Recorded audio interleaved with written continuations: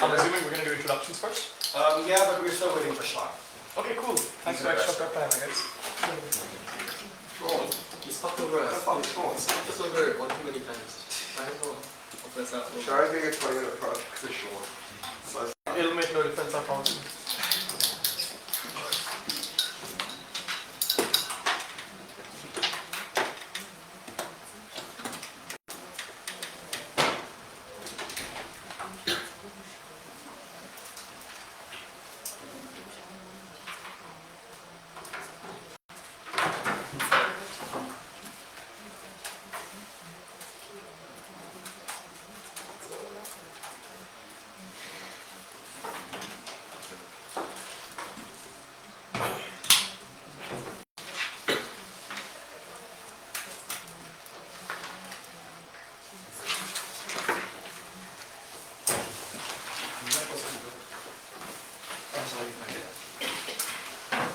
Right, so I guess we can just start. Hi everybody, welcome to the double of the final round of We'll go with introductions first. From judges, I guess. My name is Omar. I'll be your chair for the round. I go by they, them, but please just address the panel as a whole. I would like to invite my panelists to introduce themselves as well. I guess in the order say it here and time. So, I'm faithful as speaking. Jalila? Just Shilde. Alright, thank you everybody. So we would like to also invite teams to introduce themselves, I guess, starting from Roji. Sharia will be speaking first. Sharia has no preference. My name is Ted. I'll be speaking second. I prefer to be seen as please. Simpare, Comax with DJ Lucky. And then any no preference in the words. Amy first preference. Sean second, no preference. Alright, so I guess that's it. Since we have spectators, we hope to still maintain order. So please last here and all those things. So I guess we can just start. Let me prepare my timer. Alright, Prime Minister is all ready, I guess. All yours. Okay, before I begin, my throat is really sick, so don't say here or else I won't be able to hear here. Okay. I'll take at least one from closing opposition so I know what their extension is going to be. Okay. Starting the speech. Oh, sorry, right. And I'm Poria, not Sharia. Paul as in like a cat's paws. Okay. Starting my speech in 5, 4, 3, 2, 1, go. Every day of your life, the state holds a gun to your head telling you exactly what to do. Every single aspect of your existence, the thing you can do in terms of when you set up your businesses, who you sell your products to, whether or not you're allowed to act in a certain way in public through, say, public displays of affection, or who you're allowed to marry, is controlled by a state that you did not choose to go into. Why is this important? First of all, you cannot opt out of the state. As a result of that, often it's because of high barriers to like immigration. Literally, the state can just deny you like a visa to exit. Often they can keep you in the borders. Second of all, even if you go out of the state, you cannot opt out of the state system as a whole. So even if you go from one democracy to another democracy, you're still stuck in it. But third of all, it's because a huge amount of your life is forcefully controlled through the use of force, which is physical violence. As a result, you don't have a choice to do anything. Note the repetitive obligation this creates. If I control every part of your life, probably I owe you a little bit of a say in how it's controlled. The problem is, constitutions don't give you that say because, surprise, surprise, before a democracy exists, no one can vote on anything. So the constitution didn't come from a vote, it came from elites who decided that something is important from their own platforms. As a result, morally, opposition has to stand behind an arbitrary part of time where people got to have power and got to create a state. Fine, it was probably good for people that they created democracy. The impact of this is you had to live with it every day of your life with no choice in how it works. The barrier on your side to change this is too high. First, it requires supermajorities, which are effectively irrelevant in democracy because it requires so many people to agree on it that to the point where you just have a significant amount of opposition towards it, it cannot exist. Note, the majority matters more than the supermajority because it is more people as a lower barrier, which means that you have a lower barrier to having any discussion at all. But second of all, most constitutional court decisions can't be changed at all, in which case the interpretation of what your own life is not in your hands. As a result, morally, I would argue that the representatives of the people, even if they're not perfect, even if the system is flawed, are more important than the court. That is the principle. Op has to deal with it. Now, two more practical arguments. First of all, note why constitutions are practically bad and represent conservative opinions, why democracy is likely to change this, and second of all, why this creates huge buy-in for political discussion. First of all, note why constitutions are bad.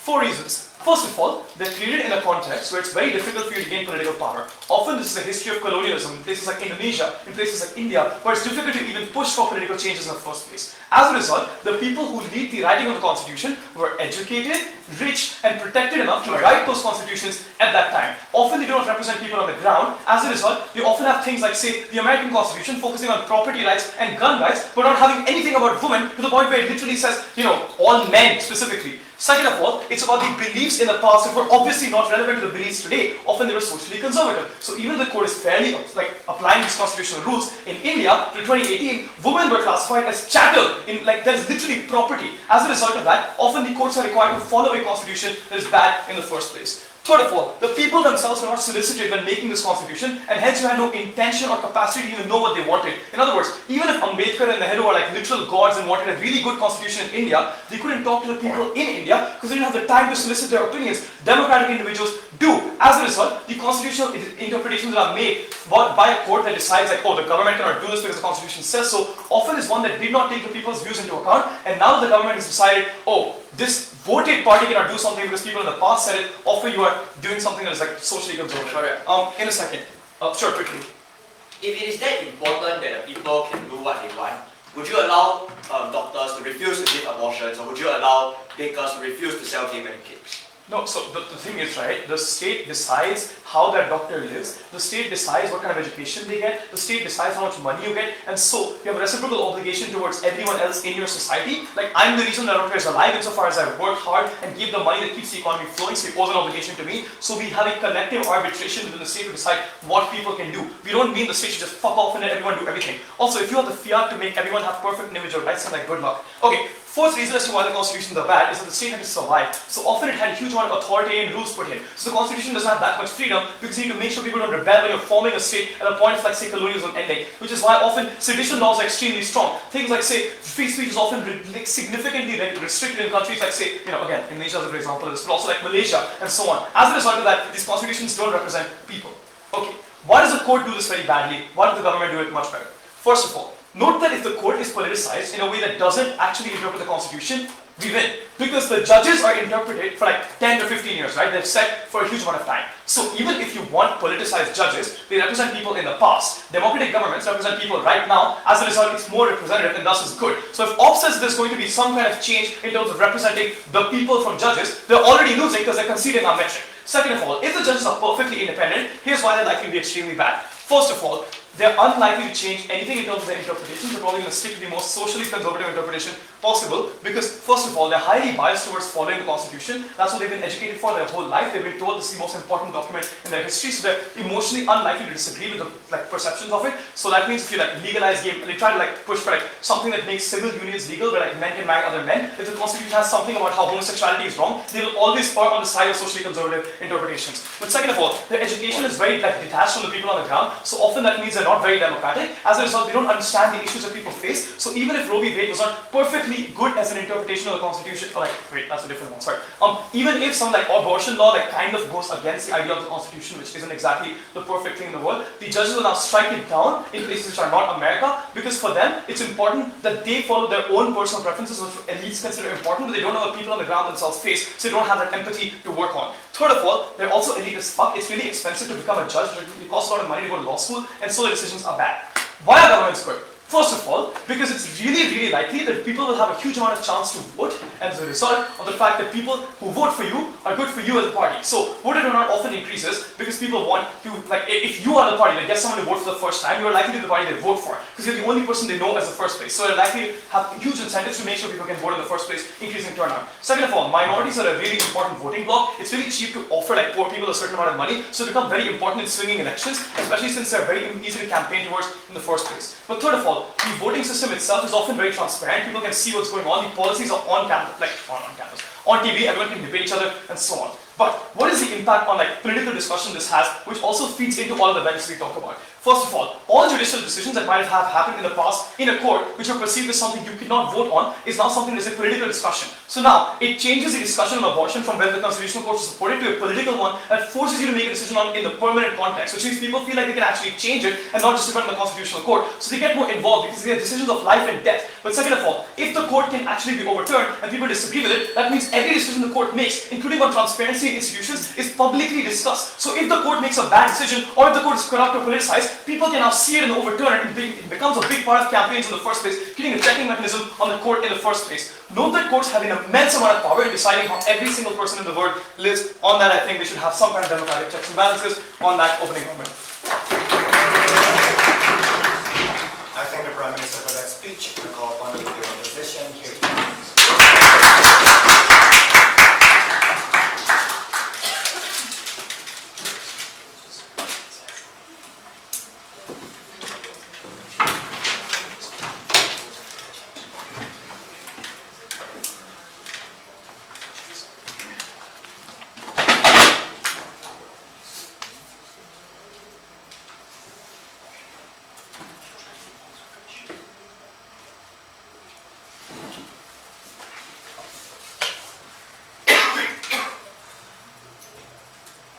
Panel, what I think Sharia misses in his speech is that these elections, the democracy that he prioritizes in opening government, are defined by the Constitution, right? Now, this is to say, if you lose faith in the Constitution, and if you no longer have a decent Constitution, and it can be changed by any political party you want, you are giving up, in the vast majority, populist systems, in vast majority, the democratic system that underpins by the Constitution, right? When you lose these democratic rights because a far-right populist party is voted in, the fact that these elections are probably not going to happen on their side of the house when the Constitution is massively changed, right? What does OG tell us firstly on the principle? They tell us that it's politically unjustified to have constitutions because people should be able to make all the changes, but note how we already have things that people don't necessarily vote on are appointed when individuals on the ground don't have specified knowledge of topics, right? Things like federal banks, where people don't necessarily vote direct people into federal banks because of the fact that there isn't massive knowledge about the economy within the public sector.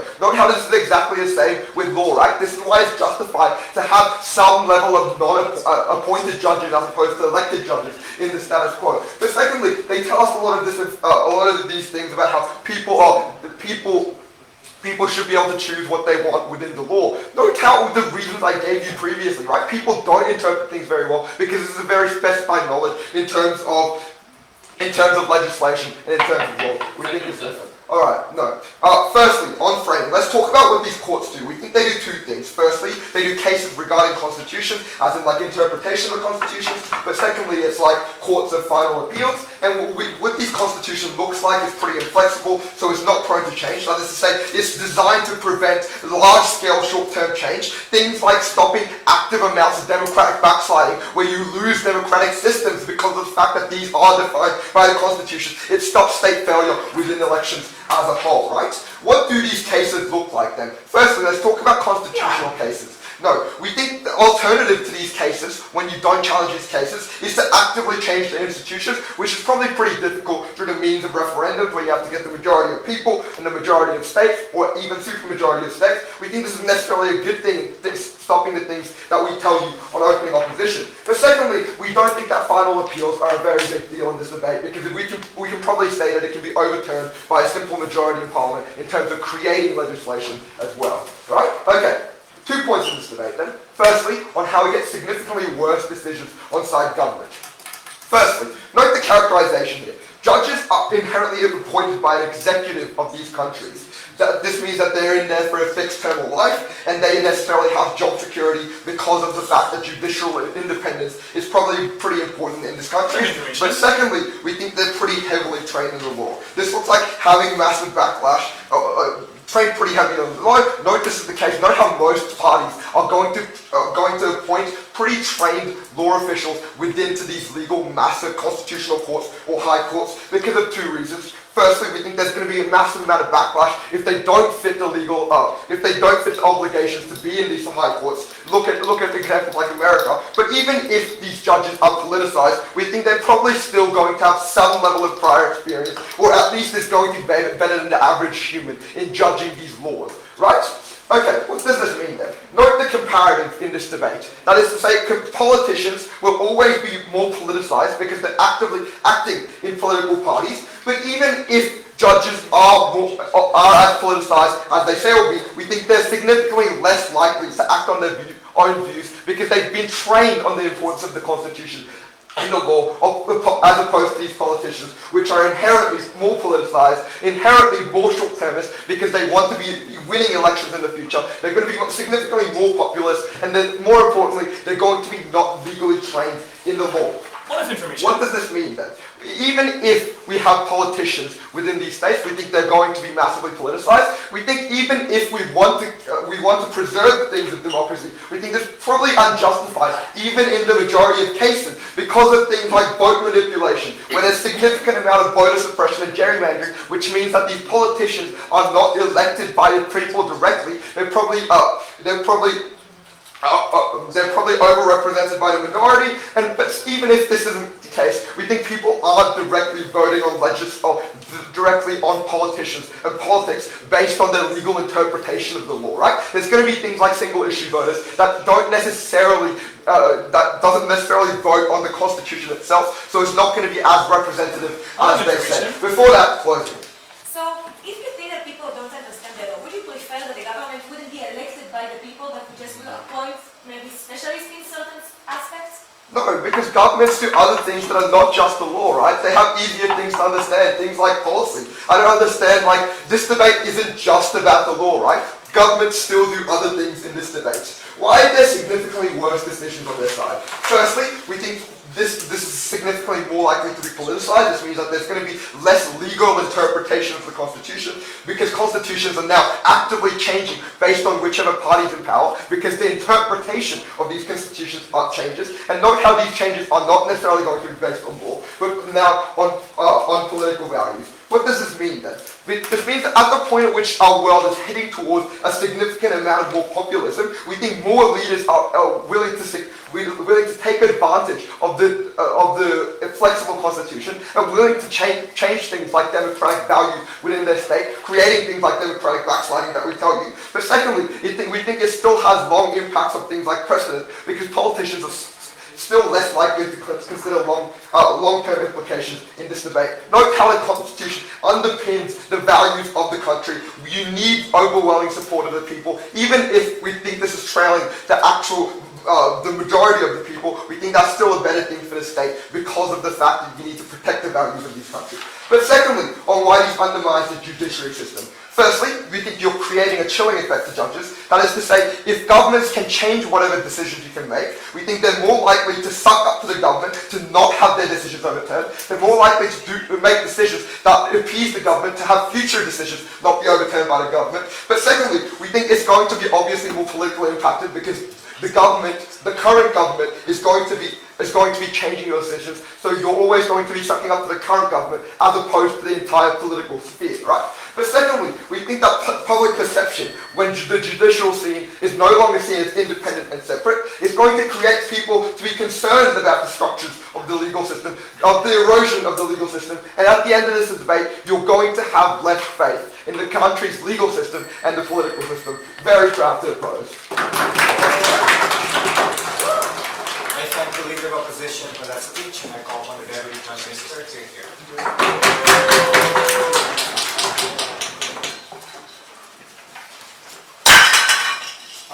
Taiwan has fallen. What can I do? So, One person can only do so much.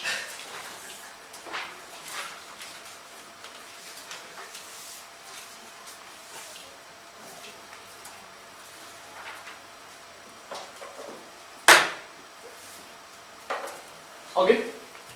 Alright. Alright, I'm gonna start in 3, 2, 1. We made a very simple claim in opening government that the Constitution, in the vast majority of instances, is always only going to be reflective of the elite and always going to be overwhelmingly conservative in that. It was not enough for opening opposition to not engage with this premise and then make two arguments, because all of the stuff we said is logically prior. At most, they prove why a perfect constitution will work. We gave you many, many reasons as to why the constitution in the first instance was inadequate, and therefore the ability to change that in and of itself was important. What were those reasons? Because those reasons were largely required for the entirety of the opening opposition case. Number one, oftentimes when constitutions are made, it is when the elites and the victors of a post-conflict state were able to win. What that means is that they often have really conservative norms because they were the elites and they were entrenched in power already. But also, even if they were not, recognized constitutions were oftentimes like hundreds and hundreds of years ago, and values change over time. The fact that, for example, we have no longer has significant degrees of racism in specific parts of the world. We have, for example, the recognition of gender minorities. These are things that did not exist for the founding fathers like Thomas Jefferson. They exist now. Therefore, no change. So, constitution on their side, never going to encapsulate those nuances, which is important. Second of all, we proved by, as a result of the structural incentive of individuals in post-conflict states, they wanted to make sure that the constitution was hard to change. Because we know what it looked like in post-colonial states when they think as though tomorrow the world was going to end. They wanted to over-promise and make it hard for the Constitution to topple over because they perceive the Constitution as an important part of the founding document of the state. What that meant was that they oftentimes made the barrier of entry to amending that Constitution high and almost incredible to achieve because they wanted to ensure that stability, which is why the mechanism for change was insufficient. But third, I also just think oftentimes in post-conflict states, in the vast majority of contexts that both top actors agreed on, there are just things, for example, like sectarian divides and ethnic divides that meant that oftentimes the victors of the war or the individuals who were able to decide the rules of that Constitution were able to reign, and that meant that minorities were significantly harmed. But fourth, and this is significant, because the whole assertion is that judges are not political. Untrue. Judges are always going to be political. Do you know why? Number one, they oftentimes come from elite institutions with specific implied connotations of what political meaning they ought to have. For instance, if you come from big Ivy schools, for instance, you have more patronage to other individuals who also have the political ideology. But second of all, who the fuck you think elect judges? You think it comes out of your ass? No! It is oftentimes politicians and presidents. So you have an explicit incentive, no thank you, to represent the politician who helped you. This is why there was so much scandal around Brett Kavanaugh, because the perception was that he was always going to suck up to Trump, for example. So, this is significant, because all can only win if judges are apolitical. We prove that judges are politicized for all these four reasons, alongside all of the mechanisms that Simbo failed to respond to. What then are the implications of this argument? There are two things I want to flag right away. The first thing I want to flag is, if on both sides of the house, judges are likely going to be politicized, and therefore politicization leads to all of the harms that all wants to talk about anyways. The distinction is that on our side of the house, the appetite for discourse and the ability for the average individual on the ground to assert themselves is significantly higher. And this is also significant, because if any op team in this debate wants to run an argument about political backsliding, the prerequisite claim they need to prove is that individuals on the ground have the ability to interact with the democracy or interact with the politics. We prove on our side why it was significantly easier. The reason why is because on our side, for all the reasons Sharia gives, you're more likely going to get politicians that wanted to pander towards individuals on the ground. Because the perception now is that you can use this as a vehement political agenda or a vehement political tool and use it in political discussions. Because on the comparative, the perception is that any single Supreme Court decision is really hard to change. So politicians never have an incentive to talk about it. On our side, you perceive it as any other political issue like your welfare and your education, and therefore there's more degrees of discussion around that. Why is that important? One, because the comparative on their side, for all the reasons Simho gives about why judges are smartasses, is likely a world in which the average individual do not think they can engage with the Supreme Court. Therefore, there's significantly less discussion. This not only means that the politicization they talk about becomes significantly worse and unchecked, but also means the average individual on the ground just does not get their views represented, which is significant because of the state power principle argument that Sharia gives you. But second of all, note that this is also a long-termist argument. So even if they prove that the system is good now, the issues they never prove that in the future, the Constitution is also going to be representative. We prove that better on our side, because if you grow up seeing the Constitution constantly getting challenged, it means you think it is also acceptable to do so. That means the Constitution always becomes more dynamic and reflective of the individual views on the ground, which is significant, because old context is one in which the world is perfect now. Newsflash. Some places in the world are not perfect. We make the propensity to change that significantly higher. No thank you. But third of all, and this is significant, existing electoral incentives likely means that politicians have an incentive to race to the median, and therefore individuals are likely going to be benefited. And I think it's quite important, because the op claim responding to this is just to say populism is going to be on the rise. By the way, they don't actually explain it. They just say the word populism a couple of times. Three responses here. Number one, if populism was the majoritarian view, and a lot of individuals bought into this ideology, I'm genuinely unsure why this is bad, insofar as it represents the vast majority of individuals. I think opening opposition needs to prove this. But second of all, in the worst case, in which populism is not reflective of the views of the people, If anything on our side, we're the only side that emboldens more people to speak out and vote against it. Because the perception is that the bar to challenging the Constitution and making sure your version of the state can be represented is higher. The issue on their side is, if you perceive a populist leader to be bad, and the populist leader to be overturning a bunch of things, there's no perception, or the perception that they're unable to change the system, and therefore you're more likely going to be disillusioned and less likely going to want to participate. I'll keep you in a minute. But finally, I just think this claim is untrue for the reason that in the vast majority of contexts in the world, I think the average politician has incentive to be fairly liberal and appeal to individuals on the ground. The reason for this is because, number one, generally speaking, individuals like having freedoms and liberties because it maximizes their choices, so they likely use that as a political narrative. But second of all, the rise of things, for example, like wealth, increasingly there's just like more ability for that to be redistributed to individuals on the ground, so therefore they also become silly in voting blocks, and therefore they're likely to want to seek representation as a result. Before I go on to explain the implications, CEO.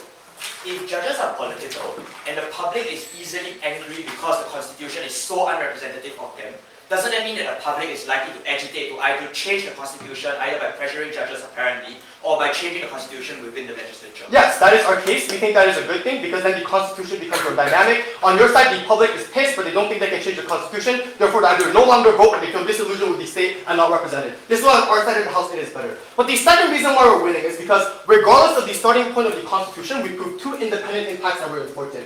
The first is just to say, even in the best case of judges, there are oftentimes timeline issues that mean judges are not fairly representative. One, because there's a high bar, so you need to be get a lot of degrees, so therefore you're often fairly old. But two, the way judges work is that they get permanent tenure. So even if you're liberal or reflective of people now, by the time you're in power and you stay in power, you no longer reflect the new generation. Our mechanism is a far more speedier mechanism to get individual representation. But finally, and this is significant, we also went in a subset of cases in which the initial creation of the constitution becomes better. Because Sharia proves why, for a variety of reasons, the initial starting point of creating a constitution oftentimes always favors the elites. We changed this because the perception now is you need to include these individuals in that discussion. Otherwise, they're just going to back out of the state or constantly badger you in that democracy. So therefore, there's more incentive to include minorities in that discussion and close complex states as well. For all those reasons, OG's clearly winning top that. I thank the Prime Minister for that speech. To close the front half, I call upon the leader.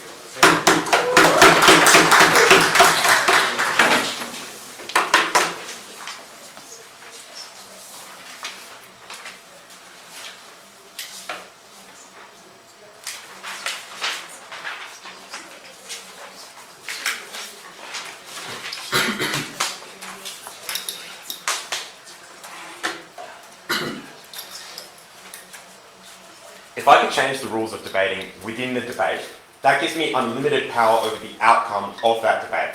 And that is the problem with opening government's case, because when you give the governments the power to overturn the very systems that hold them to account, you give them absolute power to do whatever they want.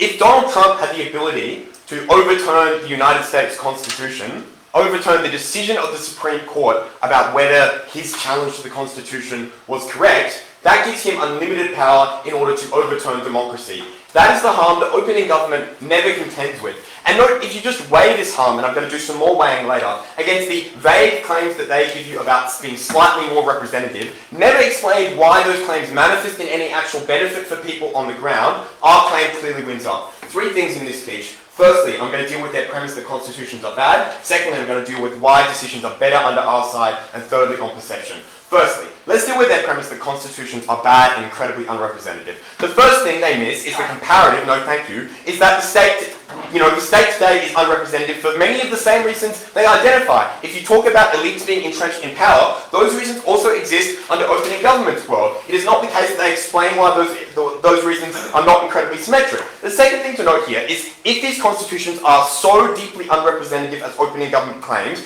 there are mechanisms to change them. In many countries, no thank you, constitutions are not as entrenched as they are in the United States. In Australia, you only need 50% in 50% of the states in order to change the constitution. In many countries, you need a majority to change these constitutions, but it is not incredibly difficult so that it's impossible to change them. If it is the case that it is so these changes that they are talking about are so popular, then they would be changed under our side as well. Which means that the cases we are dealing with under opening government are cases of 50% plus one of the population want some constitutional change, but 40% or 49% do not want that change. Compared to, for example, on our side, maybe is a larger figure, like 60-40 or 2/3 or whatever. That means that their impact is quite small. The third thing to say is it's not the case that these constitutions just came out of nowhere and that the elites only created them. In many instances in these countries, there were large and very long constitutional conventions to discuss what these constitutions should look like, to discuss enshrining individual liberties within these countries. In many instances, when you had minority communities within those countries that wanted to feel seen within those countries, they were given a process to opt into those conventions. And the very obvious reason why that is the case is if you do not allow minority communities in your country to participate in constitutional conventions,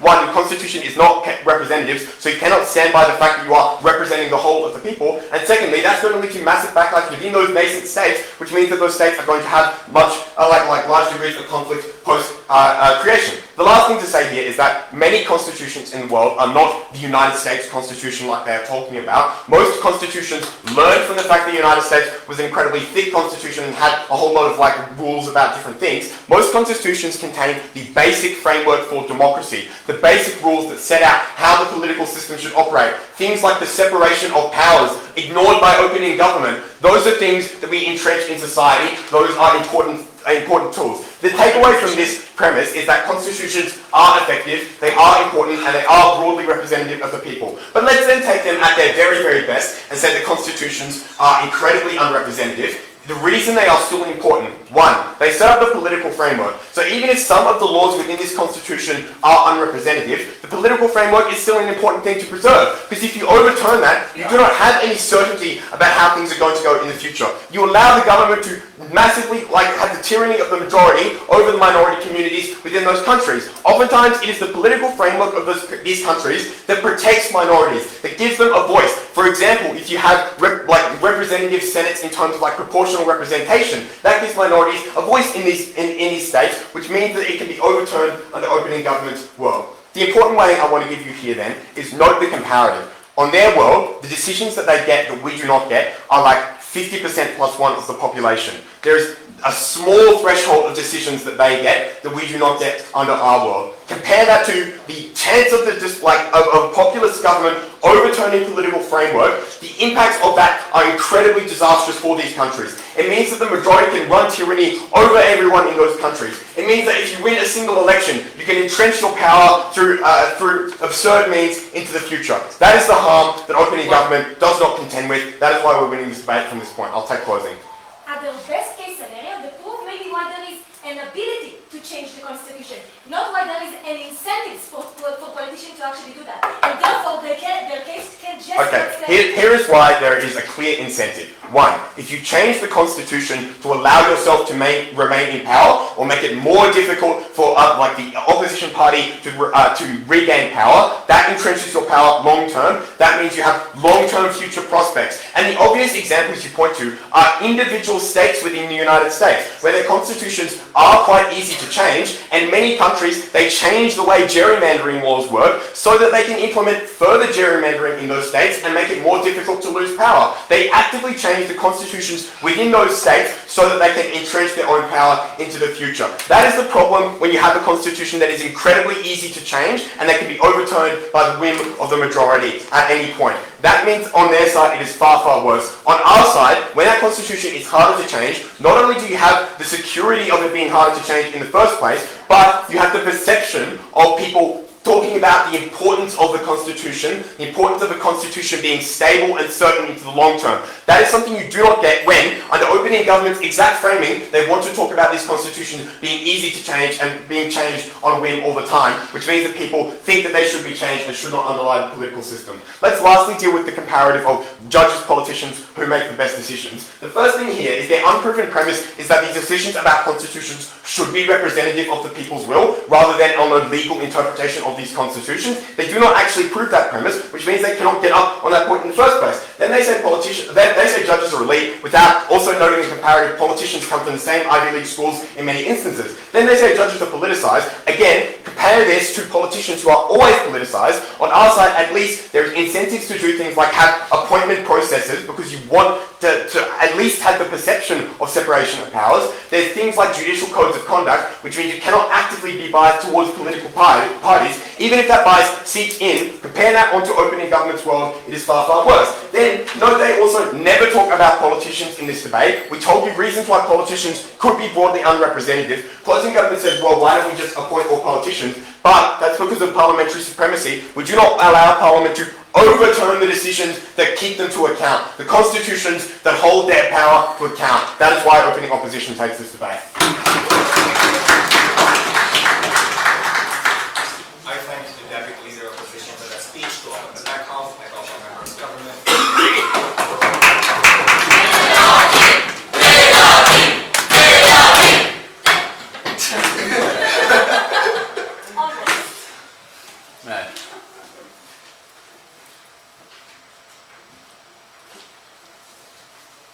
In 2016, the Israeli government said we have too many refugees. Let's just put them in a camp in the middle of the desert and let them be there. Then the Supreme Court said that look, there is a constitution and we have a prime law, like a constitutional law that says there is the dignity of a man and thus we can't put them in that camp. Then it was dissolved. But then the Israeli government said, wait, with 51% of the vote, I can change my own constitution. So what they did is not just put that law back that put the refugees in the camp, but just prevent the basic constitutional law of having the dignity of a man. That is to say that every next judicial decision could not actually rely on that. That is what side opening opposition brings to you. Because they say, it's many times easy to say the constitution. This is much worse. Because on their side, that is to say, we change the basic constitution that protects many rights. That is to say, they want that the 4th Amendment or the 14th Amendment will be protected, will be just put away because politicians don't want to protect abortion, be against abortions. So that is just a worse world to live in. This in and of itself flips what we've gotten from side opening opposition. Look, OG Cummins says, look, it's hard to change the constitution, you need a special majority. Cummins says, look, but you can change the constitution, that is the right way. We'll explain to you specifically now why we are likely to actually do why the cases that we're talking about are the cases that are important and where constitution won't be changed, and specifically why they are hugely important for representation. Let's start, our rebuttals will be integrated. Firstly, what actual decisions will be made and where? So firstly, this is super crucial. We think that the government doesn't have the incentive to put that all together. Let's give you more structural reasons, because OG come and tell, in general, backlash, we don't want to upset the people, don't change the constitution. Let's get more into. Firstly, there is always a quid pro quo between the government and the justice system. That is to say, there is always, and you cannot always be against them, and they're always judged them, so you don't want to just upset them too much in of itself. So that is so important. Secondly, just because the parties are many times friends, and this is important. Secondly, we think that the judges now have a huge incentive to justify themselves. That is to say, they make their laws and decisions clearer, and the public able to see and listen to what they are actually telling, to see pictures, understand what they are actually talking about, having this incentive for opposition to do that. Thirdly, look, a majority that is a clear majority, let's say more than 51%, and getting all the people actually to vote for that, is not so easy, You don't have so many votes for that in parliament. This takes some huge power. Now, can tell, but we'll become a dictatorship. Let's get more into of why that's not likely the case. First, this is super important. When you're actually having so much support for actually disrupting the democracy, you have so many alternatives. You can the politician of the regime has control of the army. That is to say, when you have talk about voter intimidation, we talk about financing of the electoral system and actually prevent that, like we've seen in Mexico right now, when the INE gets much less financial support and just you have less polling booths on all of these things. When you talk about campaigning laws and all of these things and the ability to literally bribe people and bribe all these people, we think that it is much easier than what we're talking about. Secondly, we think that there is a difference between having a law that is not super aligned to the Constitution and changing the Constitution. This is super important. When the Constitution says every person has a vote, they cannot come and say, look, no, not every person has a vote. That is different than changing something that is not directly against the Constitution, for example, the dignity of a man or something like that. This is important. But lastly, we think that, look, with saying, people want to stay in power. Look, there is no one law that guarantees you to stay in power after the 4 years that you have. You can have much more chance. But what is the problem here? This is a clear slippery slope for the politicians. That is, they understand there is a snowball here, that if they do that, it will be, and then another government comes in, it will be much easier for another government to even make more laws that is against them. So they feel that they will not be in power at all this time. Last week, we think that many times there are smaller parties there that know that many times any such law will actually happen. So it is super unlikely that it will happen. It will happen. So let's talk more about representatives. Representatives, the ones who understand that we have actually good, what are the cases. So look, they already agreed that we don't want to have an expert government, and they said, because people don't understand law. Yeah, the financial system is so clear. Like, really, have you seen a budget? Like, have you seen the GDP? Any explanation whatsoever? None. So let's understand what is actually about. Because OG said, yes, we take the rights and we should give the rights. But according to OG, we should let everyone live what life he wants and however he wants, and the social contract in itself is unjustified. But we understand that we need to actually force people into something. We force people into choosing their pension, something like that. We think a basic construct as to constitution and basic ability of democracy is needed for staying in representativeness, and therefore we force people into the democracy. But why do we want representative other than that? Before I move on, I will take first. The Constitution says that every person has a vote. I, as a politician, bring the case that only white people are people. What stops me from overturning this decision?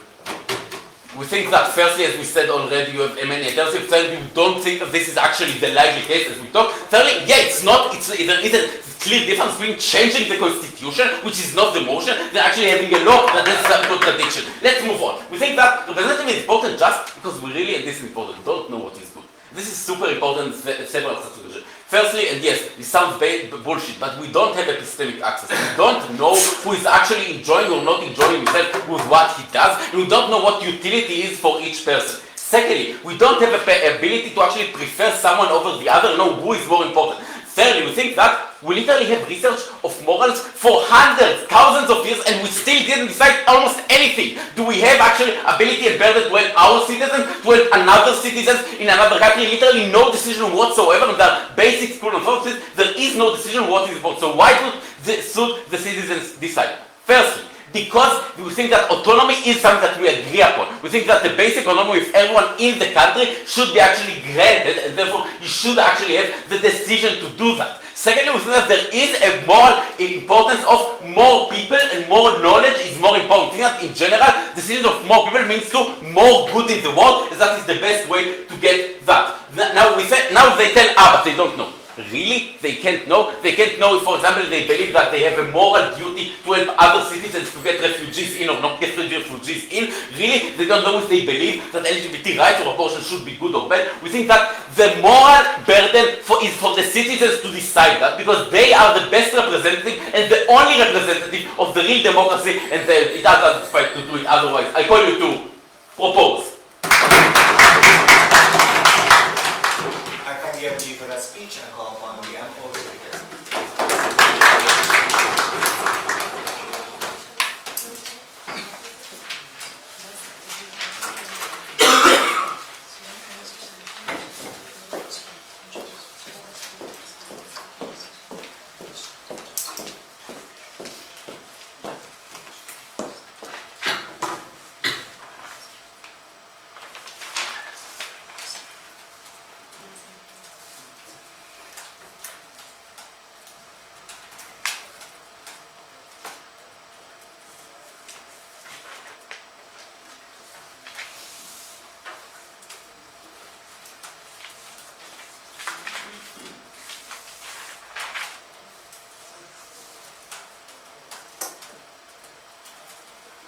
I'll take a point at 4-5.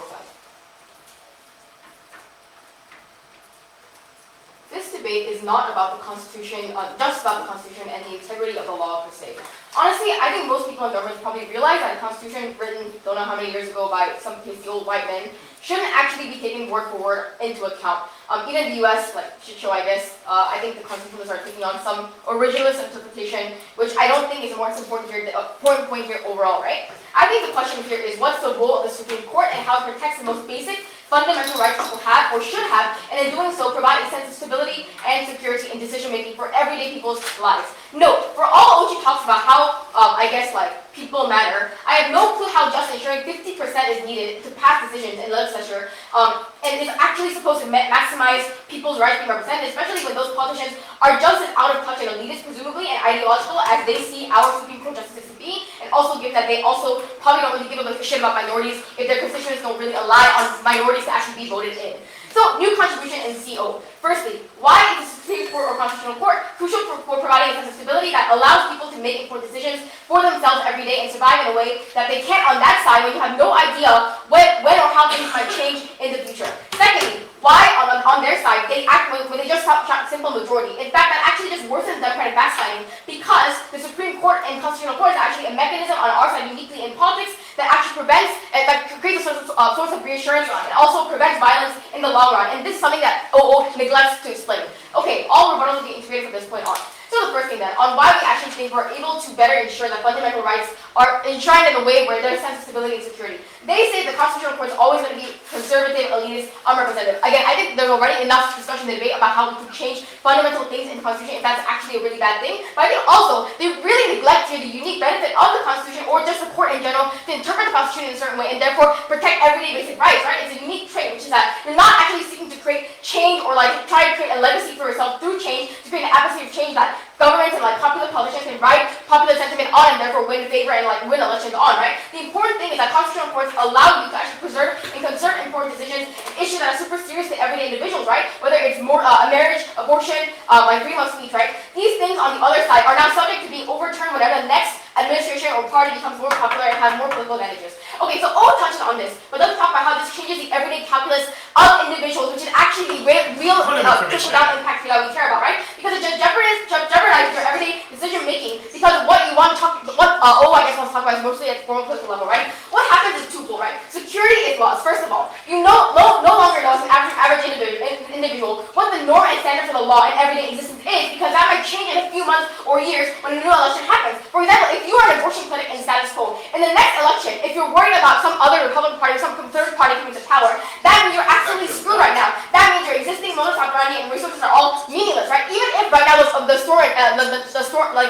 norm and standard in most countries is like being anti-abortion, that means still the underground abortion clinics that have all their operations set forward, all their cross-border mechanisms, and also just underground ways of actually contacting and interacting with people who need those services. Those become jeopardized at the point at which you thought you were going to have a chance in the next election, but because of an overturning that happened, you realize that actually all the plans you had to actually become a legitimate force is fucked. That's why there's the house. The lack of stability and security that you feel as an individual is what fucks over people who think or might not think that their rights are being enshrined in the future. That's why they actually don't get more better decision making for individuals on the ground. On our side, within the rules and knowledge and confines enshrined by the Supreme Court, you know what is expected. You can plan and make decisions within the confines of the law. Yes, maybe it's conservative in the status quo, but at least you have the security and knowledge of knowing what your options are and to plan for those in the short term and the long term. They don't have that on our side. The second impact then of the security, the stability thing is actually not just for individuals, but the overall societal adherence to the law, right? I think on our side of the house we uniquely have permanency. On their side, if things are going to change likely, why should you follow the law at all, right? Because I think the idea is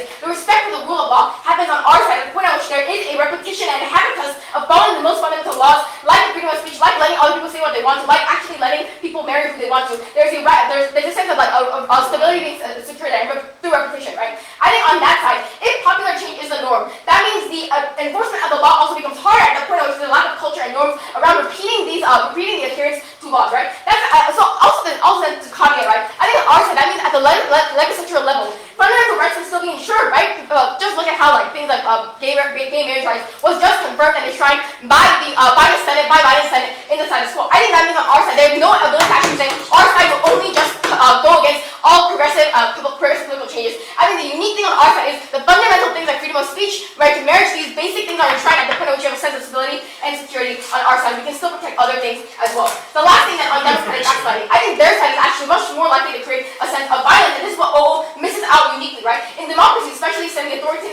case where electoral democracy is the only bar for democracy, there's not actually substantive democracy, I think the Supreme Court acts as a check and balance, right? The value here is that the Supreme Court inspires respect for its worth and value and like its interpretation of the law. Secondly, fear for its power to actually make you legitimate or illegitimate, right? The impact of this is this. For example, in more extreme contexts, which I think all doesn't really touch on, forces such as militaries, other bureaucratic institutions like banks, the respect for you and your authority as a Supreme Court means they are less likely to pull up risky movements like mobilization or coups, right? In the authoritarian context, that means these Supreme Courts are the end-all be-all like tipping point that ensures stability and lack of violence in that scope. Even if we're not talking about extreme context, then how do we actually ensure less violence, right? That means when election and political events happen, on that side there is a sense of instability because people don't see a check and balance. Before I move on to their point of opening.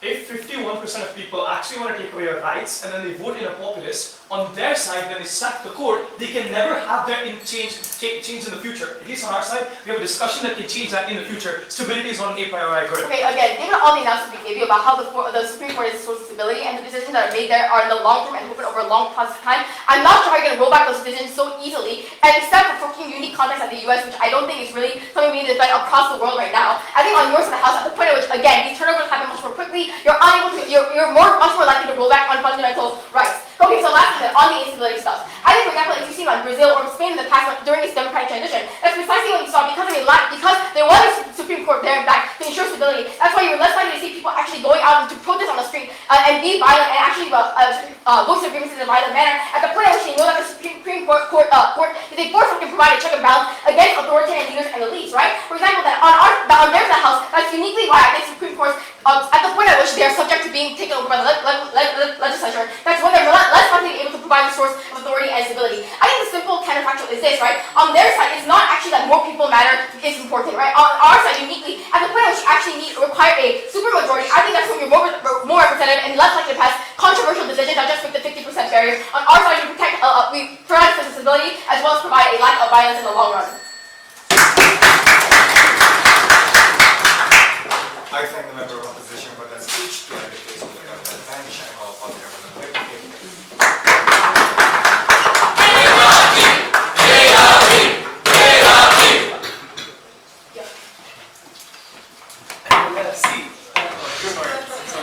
Pretty sure I haven't studied there yet, but we can try.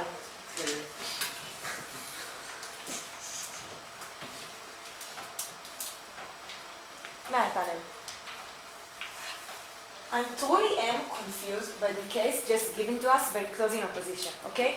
If I'm in an abusive relationship, I'm married, I have kids, and I have no job of my own, and I have no way of opting out, I am stable, and I know what's going to happen in the long and the short term. That does not mean that objectively being in an abusive relationship is a fucking good thing, right, Fanan? Stability to itself isn't inherently good thing, and I'm truly not sure why is it. The only thing that they say is, look, at least you have your freedom of speech, and at least you have basic stuff that are going to be guaranteed to you. I think they're kind of confused about how constitutions look like, so I think I'm going to explain. What constitution says is not, I'm going to guarantee that white people or black people are always going to be equal. Constitution does not always say that minorities are always going to be included as well. Constitution have a general idea that was written, and now courts interpreted that general idea. This is exactly what we saw in the United States, right? No, thank you, I'll take it later. The Constitution says that person have a right to his body, right? But now they interpret it in a way that says, no, woman doesn't have a right to her body, but the baby within it has a right to not die within that body, and therefore they were able to actually make abortions not legal. Why this is crucial, panel? Because A, we don't get off the benefits of freedom of speech and basic right that we won't be guaranteed because they can be overturned by interpretation under their side as well. And secondly, even if they prove to you, we don't think that stable things are good things. Therefore, I'm truly confused by their case. I'm going to talk about three main things. A, changing the constitution. Secondly, what is the likely scenario that we're talking about with that it was missing in open government? I'm going to talk about it, and then representation, why this is the most important thing in this debate. Let's just start. Changing the constitution, because of this. Open government explains you that now the constitution does not reflect what the public right now wants, and it's hard to change the constitution because we need a special voting to do it. Open opposition says, look, If the constitution really doesn't reflect what people want right now, then they can change it. And if enough people want, then we will be able to make that specific change in order to do that. We think that we explain exactly why even if the constitution does not, right now, doesn't reflect what the public wants, it is hard to change it. And why is that? My partner explains to you that today, opposition, for example, when we're talking about constitution, opposition doesn't vote in order to change the constitution, not because it does not represent what the public wants, but because opposition wants to have the political credit that they were the ones to change it.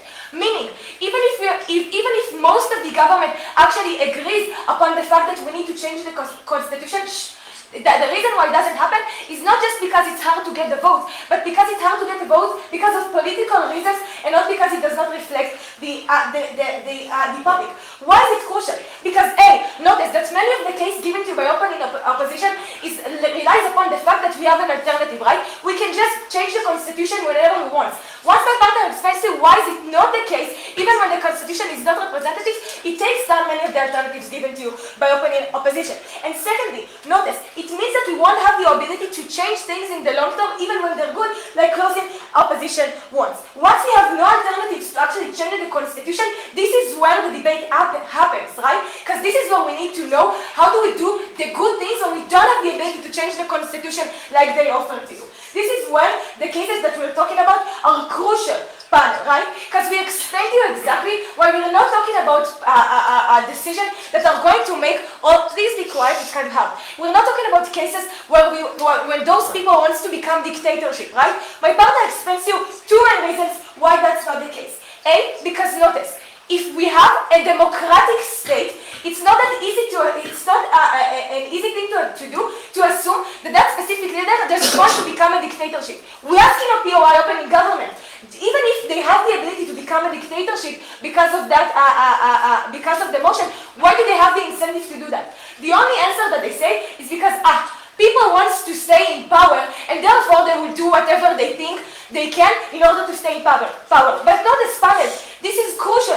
If people want to stay in power and will do everything in their power in order to do that, they have many other alternatives in order to do that. They don't have to change specifically the constitution. My partner explains to you, they have the army, they have a lot of other ways to not just change the constitution, but also add other laws in power. They can just have a lot of money in order to make sure that those things will happen. They can just ban from the opposition to be on the media. And therefore we think that the extreme case that open in government are talking about are going to happen anyway, and they don't need to have these specific rules. Secondly, we explain to you exactly why people just don't want to do that. Open in government starts by saying people want their freedom and therefore politicians won't take their freedom away. My partner explains to you more than that, right? They explain to you that even if people want freedom, politicians are just afraid to take it from them because it's not that easy to become a dictatorship. It takes years to pass a law, it takes years to see what the court has done, and it takes years to overturn what the court has won. It's not in one convention where you can become a dictatorship,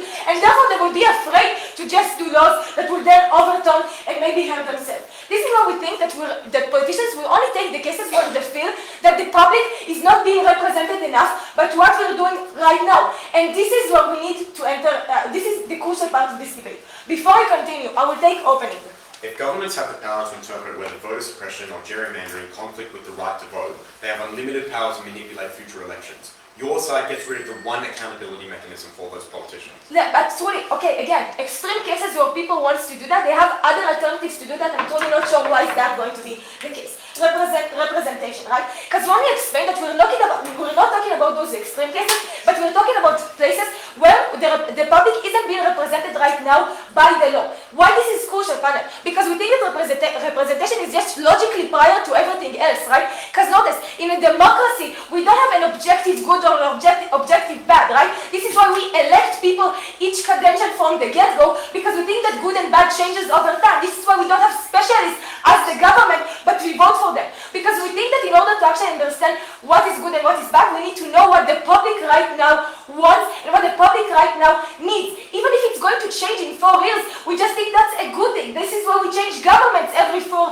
years. And we think that once we explain to you why we get more representation specifically on the cases where the public most feel like they need it, this is where we win this debate. And secondly, notice, this is crucial things that the politicians are going to change where the public feels like they're most damaged and most affected. And this is the case where we win this debate, not the extreme side, and not just explaining why representation is there, but why this is crucial. From all the reasons. Thank you, Governor Whip. To end the entire debate, I call upon the opposition whip here.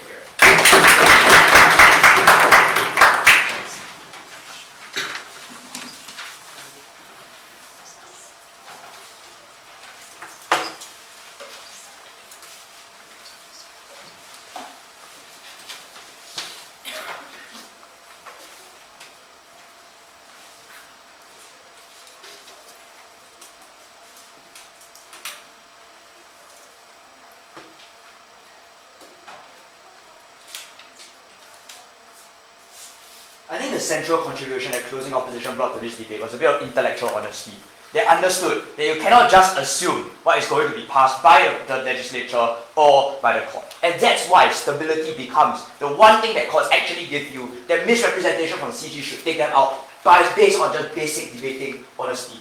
I want to talk about two things. First, which side protects democratic institutions. Second, which side reflects the people's will, and consequently, what is the best way in which we can forward the country. First, on democratic institutions. Opening up state that there's gerrymandering laws, etc. that may be passed in certain contexts. One, I don't think they prove why this is the most important or the most likely context, and also they don't prove why this is likely to be accepted by the public in subsequent elections, even if gerrymandering does happen. But more than that, I think Gov Whip rebuts them, but not us. Here's why. She spends extensive amount of time pointing out that on that side, it's not likely that one politician is going to nuke the whole election and remove future fairness in elections. And I agree. The extension from Amy was different, because what Amy pointed out was that when you have the ability to change everything with no checks and balances, sit down, then there is no stability whatsoever. When there is no stability whatsoever, when everything is on the line, that's when people are not willing to lose elections. That's when people are absolutely desperate to ensure that they can stay in power and take out and keep out a subsequent government. Amy points out that is when violence happens, when you're not willing to lose an election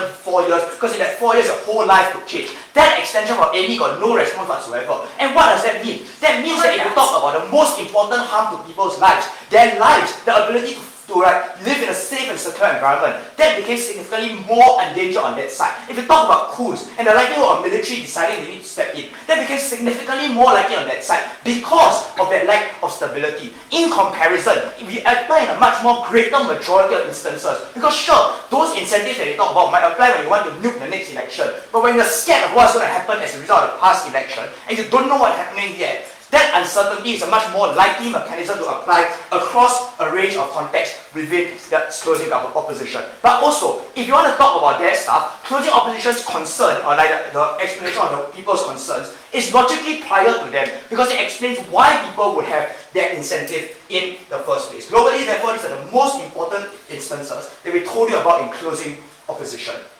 The OG's response to this is we need to have discussion, because discussion is what keeps democracy alive. This is absolute bullshit. First, you will discuss this anyway. If this has such a great impact in your life, people don't just sit there, as for the US, they do litigate about this. And Amy's point was to point out that on gay marriage, for example, the litigation has happened to such a significant degree that the Senate passed these protections with a large majority support. But secondly, just because you don't discuss a certain number of things like gay marriage, does not logically equate to you will not discuss democracy at large, because so many other policies happen on a simple majority. That argument is absolute bollocks. Consequently, only we gave you the most likely and wide-ranging explanation for why democratic institutions were under critical threat on that side of the house, with absolute impacts on people's lives. We avoided that with the existence of safeguards. That's why we win. Secondly, let's talk about which side reflects the people's will. And I want to point out that there's just a logical inconsistency with opening opposition. They both say that they're going to make it really easy to change the constitution, and say that they want to protect hide behind legal expertise as a reason for why you can't let 50%. But if 50% of people can change constitutions, that suggests that there's no legal a priori basis to the wording of the constitution. And that's why closing opposition comes in, by recognizing that is the reality. We acknowledge that 67% can change the constitution and has changed the constitution, which means that the constitution is still centrally about the people's will. Consequently, we also recognize that no one can guarantee what people will vote for and what judges will do. That's why Amy's extension is important, because Amy's extension explains to you reaction and response. That given that sometimes you don't have the best situation, People have the ability to respond to that and be able to find ways around that, to know whether they can actually open an abortion clinic, or to know whether, for example, there's a need to commit money to long-term policies that allow women from the south to have abortions in the north. All of these are not going to happen in the world, but it's a 50-50 because all the effort you put to setting this up could be eradicated in 4 years if the next government changes. So even in that worst case scenario, we allow for response. But I want to know that there is a worst case scenario, because in many instances what's more likely to happen is the 40 years that we did have access to abortions in the south, and a world in which in that period we were able to enshrine that because of the permanency of these decisions, because their legal precedent actually lasted for a generation. Those wins got no response whatsoever from that speech, which makes them critically important. But secondly, we talked about adherence, and this was important, because the response of the claim from Sharia is, it is important for people to respond and listen to the law and majority will. We agree, but if majority will is only going to last 4 years and is so uncertain, that reduces the incentive for people to listen in the first place, and actually put practice and real life implication and effect to the laws that are passed. Consequently, the permanency of these institutions, the fact that you can't just hope that they will change very quickly, is important, especially because these are fundamental rights that we thought had to be protected because they literally affected the entire lives of people. This is not whether you pay 10% or 20% tax. This is about whether you have the ability to abort a child or be stuck with that child for the rest of your life. It was that extraordinary importance that meant stability in those rights. Being able to react was the most important thing in this debate, Sharia. Opposition's case is that the rules should be followed because that leads to fairness and stability. We prove the rules themselves are unfair and it's more stable when people know the decisions and are involved in them, so they follow them in the long term. You don't prove that stability is going to happen because these rules can change anyhow. The difference is that on outside you can stick with them and actually be able to implement them when good things happen. Where bad things happen, we give you mechanisms as to why they change. Let's deal with representation directly. Because OG doesn't actually represent everybody. They represent small swing states, like 8 states deciding an American election. The difference on outside is that we mechanize representation. They say politicians might pull to the median to get 51%. It is so much more likely they do so when you need 67% to make a change. That additional 70%, which is the real distinction in this debate, is what allowed for more representative decision making to come out of closing opposition, directly flipping their analysis. And better, by the way, that OO which does respond according to the individual whims and fancies of people and how they may or may not be reflected. We give you the structural reason for why we are more likely to be representative. More than that, I think closing government's response to that is a lack of representation when the policy changes. I think one, they ignore the judicial activism mechanism that came out in AB, which points out that in reality people have been able to change accordingly with the interpretation. That's important. But secondly, I posit that if it's true that it doesn't reflect because it didn't change enough, that simply reflects the lack of genuine support that exists for that policy to be changed on that side of the house. Insofar as that, the problem on that side is the implications of a lack of stability meant that they were overly reflective of a small subset of people to the detriment of many other individuals who have their lives upturned every 4 years. There was a much more significant harm coming out of CG that we thought we shouldn't accept. That is what we oppose. Alright, thanks everybody for the debate.